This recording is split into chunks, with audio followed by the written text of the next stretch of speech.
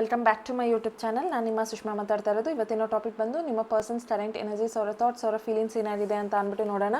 ನಿಮ್ಗೆ ಏನಾದರೂ ಈ ಒಂದು ರೀಡಿಂಗಲ್ಲಿ ಯಾವುದಾದ್ರೂ ಒಂದು ಮೆಸೇಜ್ನ ಕ್ಲೇಮ್ ಮಾಡ್ಕೋಬೇಕು ಅಂದರೆ ನನ್ನ ಒಂದು ಕಮೆಂಟ್ ಸೆಕ್ಷನಲ್ಲಿ ನೀವು 111 ಅಂತ ಅಂದ್ಬಿಟ್ಟು ಟೈಪ್ ಮಾಡ್ಬೋದು. ಆ್ಯಂಡ್ ನಿಮ್ಗೆ ಏನಾದರೂ ಪರ್ಸ್ನಲ್ ಟ್ಯಾರೋ ರೀಡಿಂಗ್ ಬೇಕಿದ್ರೆ ನನ್ನ ಒಂದು ವಾಟ್ಸಪ್ ನಂಬರ್ಗೆ ಕಾಲ್ ಅಥವಾ ಮೆಸೇಜ್ ಮಾಡಿ ಪರ್ಸ್ನಲ್ ಟ್ಯಾರೋ ರೀಡಿಂಗ್ನ ಪಡಿಬೋದು. ಓಕೆ, 5 ಆಫ್ ಕಪ್ಸ್ ಬರ್ತಾ ಇದೆ ಫಸ್ಟೇ. ಅಂದರೆ ಈ ಪರ್ಸನ್ ನಿಮ್ಮನ್ನು ತುಂಬ ಮಿಸ್ ಮಾಡ್ಕೊಳ್ತಿದ್ದಾರೆ ಅಂತ ಅಂದ್ಬಿಟ್ಟು ಹೇಳ್ಬೋದು. ನಿಮ್ಮ ಒಂದು ರಿಲೇಷನ್ಶಿಪ್ಪಲ್ಲೇ ಈ ಪರ್ಸನ್ ಸ್ಟಕ್ ಆಗಿದ್ದಾರೆ. ಅವ್ರು ಇನ್ನೂ ಮೂವ್ ಆನ್ ಆಗೋದಕ್ಕೆ ಆಗ್ತಾ ಇಲ್ಲ. ನೀವು ಮತ್ತು ಅವರು ಏನಾದರೂ ನೋ ಕಾಂಟ್ಯಾಕ್ಟ್ ಸಿಚುವೇಷನಲ್ಲಿ ಇದ್ದರೆ ನೀವು ಅನ್ಕೋಬೋದು ಈ ಪರ್ಸನ್ ನಿಮ್ಮನ್ನು ತುಂಬ ಮಿಸ್ ಮಾಡ್ಕೊಳ್ತಿದ್ದಾರೆ, ಅವರು ಸ್ಟಕ್ ಆಗಿದ್ದಾರೆ ನಿಮ್ಮ ಎನರ್ಜಿಗೆ. So they just can't move out from this relationship. ಅಂದರೆ ನಿಮ್ಮ ಒಂದು ಫೀಲಿಂಗ್ಸ್ ಅಥವಾ ನೀವು ಕೊಟ್ಟಿದ್ದಂತಹ ಪ್ರೀತಿ ಅಥವಾ ನೀವು ಕೊಟ್ಟಿರೋವಂತಹ ಎಮೋಷನ್ಸ್ ಅಥವಾ ನೀವು ಅವ್ರಿಗೆ ಏನೇ ಮಾಡಿದ್ರು ಈ ಪರ್ಸನ್ ನಿಮ್ಮನ್ನು ದೂರ ಮಾಡ್ಕೊಳ್ಳೋದಕ್ಕೆ ಇಷ್ಟಪಡ್ತಾ ಇಲ್ಲ. ಇನ್ನು ಈ ಪರ್ಸನ್ ನಿಮ್ಮ ಬಗ್ಗೆ ಯೋಚನೆ ಮಾಡ್ತಿದ್ದಾರೆ. ಅವ್ರಿಗೆ ಅನ್ನಿಸ್ತಾ ಇದೆ ನಿಮ್ಮನ್ನು ಬಿಡಬಾರ್ದು, ನಿಮ್ಮ ಜೊತೆ ಅವ್ರು ಇರಬೇಕು ಅಂತ ಅಂದ್ಬಿಟ್ಟು ಈ ಪರ್ಸನ್ ಫೀಲ್ ಮಾಡ್ತಾ ಇದ್ದಾರೆ. ಆ್ಯಂಡ್ ಈ ಪರ್ಸನ್ಗೆ ಅನ್ನಿಸ್ತಾ ಇದೆ ನೀವು ತುಂಬ ಒಳ್ಳೆಯ ವ್ಯಕ್ತಿ, ನೀವು ಕೊಟ್ಟಂಗೆ ಪ್ರೀತಿನ ಇನ್ಯಾರೂ ಕೊಡಲ್ಲ ಅಂತ ಈ ಪರ್ಸನ್ ಫೀಲ್ ಮಾಡ್ತಾ ಇದ್ದಾರೆ. ಸೊ ನಿಮ್ಮಿಬ್ಬರ ಮಧ್ಯೆ ಏನೇ ಮಿಸ್ಅಂಡರ್ಸ್ಟ್ಯಾಂಡಿಂಗ್ ಅಥವಾ ಮಿಸ್ಕಮ್ಯುನಿಕೇಷನ್ ಆಗಿದ್ರೂ ಕೂಡ ಈ ಪರ್ಸನ್ ಅದಕ್ಕೆ ಒಂದು ಸಾರಿ ಅಂತ ಅಂದ್ಬಿಟ್ಟು ಕೇಳ್ತಾ ಇದ್ದಾರೆ. ಈ ಪರ್ಸನ್ ಬಂದು ಕರ್ಕಾಟಕ ರಾಶಿ, ವೃಶ್ಚಿಕ ರಾಶಿ ಮತ್ತು ಮೀನ ರಾಶಿ ಆಗಿರೋವಂಥ ಚಾನ್ಸಸ್ ಇದೆ. ಅವರ ಒಂದು ಡೇಟ್ ಆಫ್ ಬರ್ತ್ ಬಂದು 5/14/23 ಆಗಿರುತ್ತೆ. ಆ್ಯಂಡ್ ಅವರ ಇನ್ಷಿಯಲ್ ಬಂದು ಫಸ್ಟ್ ಲೆಟರ್ ಬಂದು ALEIOMTF ಆಗಿರೋ ಅಂಥ ಚಾನ್ಸಸ್ ಇದೆ. ಸೊ ನೋಡೋಣ ಇನ್ನು ಯಾರ್ಯಾರು ಎನರ್ಜೀಸ್ ಪಿಕ್ ಆಗ್ತಾ ಇದೆ ಅಂತ ಅಂದ್ಬಿಟ್ಟು. ಓಕೆ, ತುಂಬ ಮೆಸೇಜಸ್ ಇದೆ. ಓಕೆ, 10 ಆಫ್ ವಾಂಡ್ಸ್ನ ತೊಗೊಳ್ತೀನಿ ನಾನೀಗ. ಸೊ 10 ಆಫ್ ವಾಂಡ್ಸ್ ಅಂತ ಅಂದರೆ ಈ ಪರ್ಸನ್ ಬಂದು ನೀವು ಮತ್ತು ಅವರು ಸದ್ಯದ ಪರಿಸ್ಥಿತಿಯಲ್ಲಿ ನೋ ಕಾಂಟ್ಯಾಕ್ಟ್ ಸಿಚುವೇಷನಲ್ಲಿ ಇರೋವಂತಹ ಚಾನ್ಸಸ್ ಇದೆ ಅಂತ ಕಾಣಿಸ್ತಿರೋದು. ಈ ಪರ್ಸನ್ ನಿಮ್ಮನ್ನು ಬಿಟ್ಟು ಅವರು ಅವ್ರದ್ದೇ ಆದಂಥ ಒಂದು ರೆಸ್ಪಾನ್ಸಿಬಿಲಿಟೀಸಿಂದ ನಿಮ್ಮನ್ನು ದೂರ ಮಾಡ್ಕೊಂಡು ಹೋದರು. ನೀವು ಅವ್ರಿಗೆ ಎಷ್ಟೇ ಅಪ್ರೋಚ್ ಮಾಡಿದ್ರು ಈ ಪರ್ಸನ್ ಮಾತ್ರ ನಿಮ್ಮ ಒಂದು ರಿಲೇಷನ್ಶಿಪ್ಪಲ್ಲಿ ಇರದೇನೆ ಅವರು ವಾಕ್ ಅವೇ ಮಾಡಿದ್ರು ಅನ್ನೋವಂಥದ್ದು ಕಾಣಿಸ್ತಾ ಇದೆ. ನೀವು ಈಗಲೂ ಕೂಡ ಈ ಪರ್ಸನ್ಗೆ ಒನ್ ಸೈಡೆಡ್ ರಿಲೇಷನ್ಶಿಪ್ ಥರ ಅಪ್ರೋಚ್ ಮಾಡೋದು, ಅವ್ರಿಗೆ ವಾಟ್ಸಪ್ ಮಾಡೋದು, ಕಾಲ್ ಮಾಡೋದು, ಮೆಸೇಜ್ ಮಾಡೋದು, ಇದೆಲ್ಲ ಮಾಡ್ತಿದ್ದೀರಾ. ನಿಮಗೆ ಈ ಪರ್ಸನ್ನ ಕಳ್ಕೊಳ್ಳೋ ಅಂಥ ಇಂಟ್ರೆಸ್ಟ್ ಇಲ್ಲ. ನಿಮ್ಮ ಕಡೆಯಿಂದ ಏನೆಲ್ಲ ರೆಸ್ಪಾನ್ಸಿಬಿಲಿಟೀಸ್ ಅಥವಾ ಏನೆಲ್ಲ ವರ್ಕ್ ಅಥವಾ ಏನೆಲ್ಲ ನೀವು ಈ ಪರ್ಸನ್ಗೆ ಕೊಡಬಾರ್ದು ಅದನ್ನೆಲ್ಲ ನೀವು ನಿಮ್ಮದೇ ಆದಂಥ ರೆಸ್ಪಾನ್ಸಿಬಿಲಿಟೀಸ್ನ ನೀವು ಹ್ಯಾಂಡಲ್ ಮಾಡ್ತಿದ್ದೀರಾ, ಇಂಡಿಪೆಂಡೆಂಟ್ ಆಗಿದ್ದೀರಾ. ಬಟ್ ಸ್ಟಿಲ್ ಈ ಪರ್ಸನ್ಗೆ ಅವ್ರದ್ದೇ ಆದಂಥ ಪರ್ಸ್ನಲ್ ರೆಸ್ಪಾನ್ಸಿಬಿಲಿಟೀಸಿಂದ ಅವರು ನಿಮ್ಮನ್ನು ದೂರ ಮಾಡ್ಕೊಂಡಿದ್ದಾರೆ ಅಂತ ಹೇಳ್ಬೋದು. ಆ್ಯಂಡ್ ಈ ಪರ್ಸನ್ ಬಂದು ನಿಮ್ಮನ್ನು ಎಷ್ಟೇ ದೂರ ಮಾಡ್ಕೊಂಡಿದ್ರು ಅವ್ರು ಇನ್ನೂ ನಿಮ್ಮನ್ನ ಬೇಜಾರು ಅಂದರೆ ನಿಮ್ಮಿಂದ ದೂರ ಹೋಗಿದ್ದಕ್ಕೆ ಬೇಜಾರು ಮಾಡ್ಕೊಂಡಿದ್ದಾರೆ ಅಂತ ಅಂದ್ಬಿಟ್ಟು ಹೇಳ್ತೀನಿ. ಆ್ಯಂಡ್ ಈ ಪರ್ಸನ್ಗೆ ಅನ್ನಿಸ್ತಾ ಇದೆ ನೀವು ಅವ್ರ ಲೈಫಲ್ಲಿ ಇರಬೇಕಿತ್ತು, ನೀವು ಅವ್ರ ಲೈಫಲ್ಲಿ ಇದ್ದಾಗ ಅವ್ರ ಜೀವನ ಚೆನ್ನಾಗಿತ್ತು ಅಂತ ಅಂದ್ಬಿಟ್ಟು ಈ ಪರ್ಸನ್ ಅಂದ್ಕೊಳ್ತಿದ್ದಾರೆ. ಆ್ಯಂಡ್ ಈ ಪರ್ಸನ್ ಬಂದ್ಬಿಟ್ಟು ಮೇಷರಾಶಿ, ಸಿಂಹ ರಾಶಿ ಮತ್ತು ಧನು ರಾಶಿ ಆಗಿರೋವಂಥ ಚಾನ್ಸಸ್ ಇದೆ. ಅವರ ಒಂದು ಇನಿಷಿಯಲ್ ಬಂದು HDNYCTZ ಆಗಿರುತ್ತೆ. ಆ್ಯಂಡ್ ಈ ಪರ್ಸನ್ ಇದು ಡೇಟ್ ಆಫ್ ಬರ್ತ್ ಪ್ರಕಾರ 19/10/28 ಆಗಿರುವಂತಹ ಚಾನ್ಸಸ್ ಇದೆ.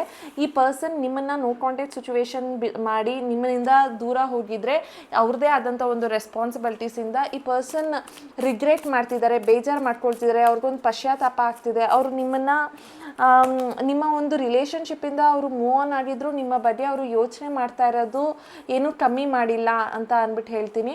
And 3 of pentacles, knight of pentacles ಬರ್ತಾ ಇದೆ.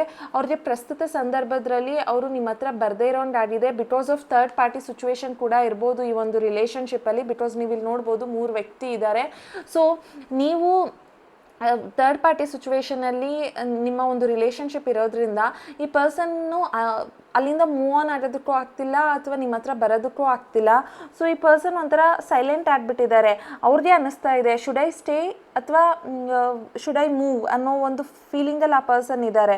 ಸೊ ಅವರು ಒಂಥರ ಸೈಲೆಂಟ್ ಆಗಿಬಿಟ್ಟಿದ್ದಾರೆ ಅಂತ ಅಂದ್ಬಿಟ್ಟು ಹೇಳ್ಬೋದು. ಅವರ ಮೈಂಡಲ್ಲಿ ತುಂಬ ಥಾಟ್ಸ್ ರನ್ನಿಂಗಲ್ಲಿದೆ. ಅವ್ರಿಗೆ ಏನು ಮಾಡಬೇಕು, ಏನು ಮಾಡಬಾರ್ದು ಅನ್ನೋವಂಥ ಆಲೋಚನೆಯಲ್ಲಿ ಈ ಪರ್ಸನ್ ಇದ್ದಾರೆ. ಆದರೆ ನಿಮ್ಮ ಒಂದು ಫೀಲಿಂಗ್ಸಿಂದ ಅವರು ದೂರ ಮಾಡ್ಕೊಂಡಿದ್ರು ಕೂಡ ಅವ್ರನ್ನ, ಆದರೆ ಆ ಫೀಲಿಂಗ್ಸ್ ಅವ್ರಿಗೆ ಇನ್ನೂ ನಿಮ್ಮ ಹತ್ರ ಬರಬೇಕು ಅನ್ನೋ ಥರ ಮಾಡ್ತಿದೆ. ಬಟ್ ಥರ್ಡ್ ಪಾರ್ಟಿ ಸಿಚುವೇಷನಿಂದ ಈ ಪರ್ಸನ್ ನಿಮ್ಮಿಂದ ದೂರ ಹೋಗಿದ್ರು ಕೂಡ ಈ ಪರ್ಸನ್ ನಾನು ಏನು ಮಾಡಲಿ ಅನ್ನೋ ಒಂದು ಕನ್ಫ್ಯೂಷನಲ್ಲಿದ್ದಾರೆ. ಸೊ ನಾನು ಇಲ್ಲೇ ಈ ವ್ಯಕ್ತಿಗಾಗಿ ವಾಪಸ್ ಬರಲಾ ಅಥವಾ ಥರ್ಡ್ ಪಾರ್ಟಿ ಜೊತೆ ಇರಲಾ, ನಾನು ಹೋದರೆ ಈಗ ರಿಲೇಷನ್ಶಿಪ್ ಬೆಟರ್ ಆಗಿರುತ್ತಾ ಅನ್ನೋ ಒಂದು ಕನ್ಫ್ಯೂಷನ್ ಮೈಂಡ್ಸೆಟ್ಟಲ್ಲಿದ್ದಾರೆ ಅನ್ನೋವಂಥದ್ದು ಕಾಣಿಸ್ತಾ ಇರೋ ಅಂಥದ್ದು. ಇಲ್ಲಿ ನಿಮ್ಮನ್ನ ಬೇಜಾರು ಮಾಡ್ಕೊಳ್ತಾ ಇದೆ, ಅಂದರೆ ನಿಮ್ಮ ಪ್ರೀತಿ ಅವ್ರಿಗೆ ಸಿಕ್ಕಿಲ್ಲ ಅನ್ನೋ ಒಂದು ಬೇಜಾರಂತೂ ಅವ್ರಿಗೆ ಇಲ್ಲಿ ಕಾಣಿಸ್ತಾ ಇದೆ. ಪಶ್ಚಾತ್ತಾಪ ಫೀಲ್ ಮಾಡ್ತಾ ಇದ್ದಾರೆ, ನಿಮ್ಮಿಂದ ವಾಕ್ ಅವೇ ಮಾಡಿದ್ದಾರೆ ಅನ್ನುವಂಥದ್ದು ಈಸಿಯಾಗಿ ಗೊತ್ತಾಗ್ತಾ ಇದೆ.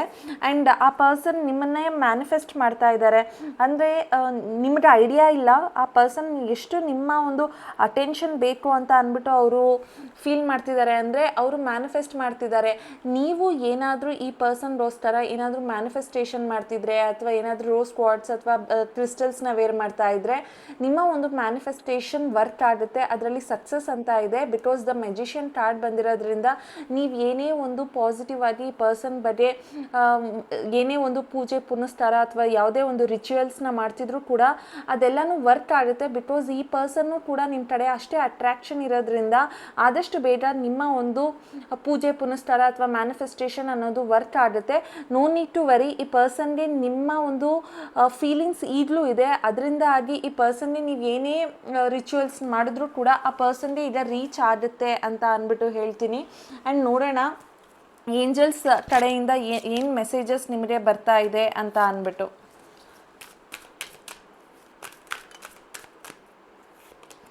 Okay, perfect timing.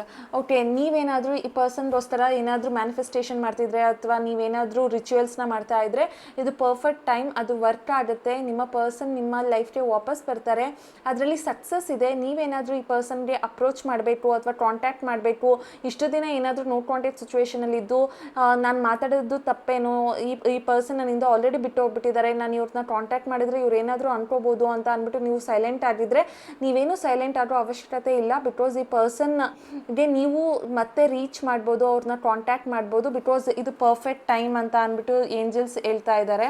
ಸೊ ನೋಡೋಣ ಇನ್ನೂ ಏನಾದರೂ ಮೆಸೇಜ್ ಇದೆಯಾ ಅಂತ. Okay, don't stop. ಅಂದರೆ ನೀವು ಈ ಪರ್ಸನ್ಗೋಸ್ಕರ ಏನೆಲ್ಲ ಟ್ರೈ ಮಾಡ್ತಿದ್ದೀರಾ, ಏನೆಲ್ಲ ಮ್ಯಾನಿಫೆಸ್ಟೇಷನ್ ಅಥವಾ ಟ್ಯಾರೋ ರೀಡಿಂಗ್ ಅಥವಾ ರಿಚುವಲ್ಸ್ ಏನೇ ಮಾಡ್ತಿದ್ರು ಯಾವುದನ್ನು ಸ್ಟಾಪ್ ಮಾಡಬೇಡಿ. ಬಿಕಾಸ್ ಈ ಪರ್ಸನ್ ನಿಮ್ಮ ಲೈಫಲ್ಲಿ ಮತ್ತೆ ವಾಪಸ್ ಕಮ್ ಬ್ಯಾಕ್ ಮಾಡ್ತಾರೆ. ಸೊ ನೀವು ನಿಮ್ಮ ಲೈಫಲ್ಲಿ ಈ ಪರ್ಸನ್ ಬರೋದ್ರಿಂದ ಇದು ರೈಟ್ ಟೈಮ್. ನೀವು ಏನೆಲ್ಲ ಮಾಡ್ತಿದ್ದೀರಾ ಈ ಪರ್ಸನ್ಗೋಸ್ಕರ ಇದು ಪರ್ಫೆಕ್ಟ್ ಟೈಮ್. ಇದಕ್ಕೆ ಆನ್ಸರ್ ಅನ್ನೋವಂಥದ್ದು ಪಾಸಿಟಿವ್ ಆಗೇ ಸಿಗುತ್ತೆ. ನಿಮ್ಮ ಲೈಫಲ್ಲಿ ಈ ಪರ್ಸನ್ ಬರ್ತಾರೆ ಅನ್ನೋ ಒಂದು ನಂಬಿಕೆ ನಿಮಗಿದ್ದು ನೀವು ಯಾವುದೇ ಒಂದು ರಿಚುವಲ್ಸ್ನ ಮಾಡ್ತಿದ್ರು ಅಥವಾ ಬ್ರೇಸ್ಲೆಟ್ನ ವೇರ್ ಮಾಡ್ತಿದ್ರು ಅದರಲ್ಲಿ ಒಂದು ಸಕ್ಸಸ್ ಇದೆ.